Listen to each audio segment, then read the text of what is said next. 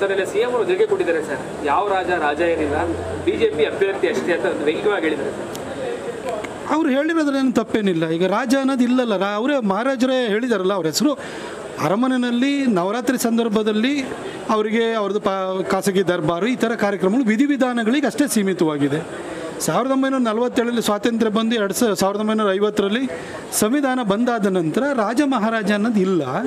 ಇದರಲ್ಲೇನು ಹುಡುಕುವಂಥದ್ದು ಏನಿಲ್ಲ. ಅವರು B J P ಅಭ್ಯರ್ಥಿ. ನಾನು ಕೂಡ ಅವತ್ತು ಹೇಳಿಕೆ ಕೊಡುವಾಗ ಅವರು ಪ್ರಜಾಪ್ರತಿನಿಧಿ ಆಗಿರಬೇಕು ಅಂತ ಅವತ್ತು ಹೇಳಿದ್ದೇನೆ. ಇವತ್ತು ಅವರು ಪ್ರಜಾಪ್ರತಿನಿಧಿ ಆಗಲಿಕ್ಕೆ ಅಂತ ಬಂದಿದ್ದಾರೆ, ಬಿ ಜೆ ಪಿ ಅಭ್ಯರ್ಥಿ. ಅದರಲ್ಲಿ ಏನು ನನಗೇನು ಹುಳುಕು ಅಂತ ಏನು ಕಾಣಿಸ್ತೇನೆ.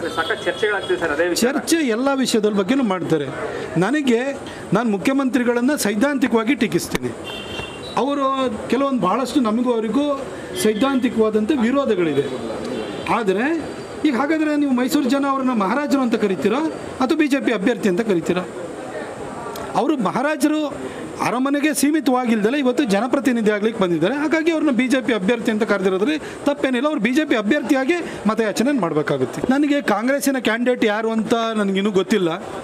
ಕಾಂಗ್ರೆಸ್ನಲ್ಲಿ ಒಂದು ವೇಳೆ ಅವರು ಈಗೇನು ಕೇಳಿ ಬರ್ತಾ ಇದೀವಲ್ಲ ಹೆಸರು, ಅದೇ ಹೆಸರು ಫೈನಲೈಸ್ ಆಯಿತು ಅಂತಂದರೆ ನಾವು ಪ್ರಚಾರಕ್ಕೆ ಹೋಗಬೇಕು ಅಂತೆಲ್ಲ ಗೆಲ್ತೀವಿ. ಅಂತರ ನಾನು ಹೇಳೋಕ್ಕಾಗಲ್ಲ. ನಾನು ನಿಂತಿದ್ದರೆ 2-3 ಲಕ್ಷ ಮಾರ್ಜಿನಲ್ಲಿ ಗೆಲ್ತಿದ್ದೆ ಅಂತ ಹೇಳಿದ್ದೆ. ಲಾಸ್ಟ್ ಟೈಮು ನಾನು 1 ಲಕ್ಷಕ್ಕಿಂತ ಹೆಚ್ಚು ಮತಗಳಲ್ಲಿ ಗೆಲ್ತೀನಿ ಅಂತ ಹೇಳಿದ್ದೆ. 1,40,000 ಗೆದ್ದೆ. ಈ ಸರಿ 2-3 ಲಕ್ಷ ಯಾವ ಮಾರ್ಜಿನಲ್ಲಾದ್ರೂ ನಾನು ಗೆಲ್ತೀನಿ ಅಂತ ಹೇಳ್ತಾ ಇದ್ದೆ. ಹಾಗಾಗಿ ನನ್ನ ಎಲೆಕ್ಷನ್ ನಾನು ಹೇಳ್ಬೋದು.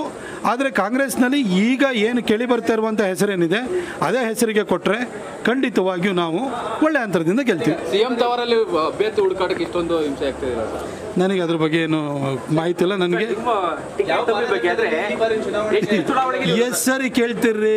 ಹಿಂದೆಲ್ಲ ಈ ಪ್ರಧಾನಿ ಆದವರು ರಾಷ್ಟ್ರಪತಿ ಆದವರು ಸತ್ತೋದ್ರೆ ವಾರ ಇಡೀ DD ಚಾನೆಲ್ ಹಾಕಿದರೆ ಆಕಾಶವಾಣಿ ತಗೊಂಡ್ರೆ ಅದು ಶೋಕಾಚರಣೆ ನಡೀತಾ ಇರ್ತಿತ್ತು. ಮುಗ್ದೋಗ್ಬಿಡ್ತು. ಅದೆಲ್ಲ ಬಿಟ್ಬಿಟ್ಟು ಬೇರೆ ಏನಾರು ಕೇಳಿ. ನನಗೀಗ ನನ್ನ ಮುಂದಿರುವ ಗುರಿ ನಮ್ಮ BJPಯ ಅಭ್ಯರ್ಥಿಯಾಗಿರುವಂಥ ಯದುವೀರವ್ರನ್ನ ಗೆಲ್ಲಿಸಿ ಕಳಿಸ್ಕೊಡೋದಾಗಿದೆ. ಅದು ಬಿಟ್ಟರೆ ಬೇರೆ ಯಾವ ಗುರಿ ಉದ್ದೇಶಗಳು ನಮ್ಮ ಮುಂದೆ.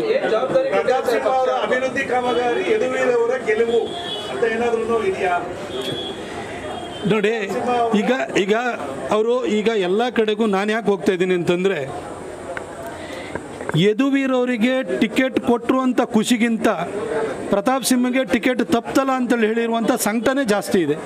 ಹಾಗಾಗಿ ನಾನು ವೈಯಕ್ತಿಕ ಹೋಗಿ ಜನರ ಹತ್ರ ಹೋಗಿ ನಮ್ಮ ಕಾರ್ಯಕರ್ತರ ಹತ್ರ ಹೋಗಿ ದೇಶಕ್ಕೆ ಮೋದಿ ಬೇಕು, ಅದಕ್ಕೋಸ್ಕರವಾಗಿ ನೀವು ಬೇಸರ ಮಾಡ್ಕೊಳ್ಬಾರ್ದು, ಯದುವೀರವ್ರ ಪರವಾಗಿ ಕೆಲಸವನ್ನು ಮಾಡಬೇಕು ಅಂತ ನಾನೇ ಖುದ್ದು ಪ್ರಚಾರಕ್ಕೆ ಇಳಿದಿದ್ದೀನಿ.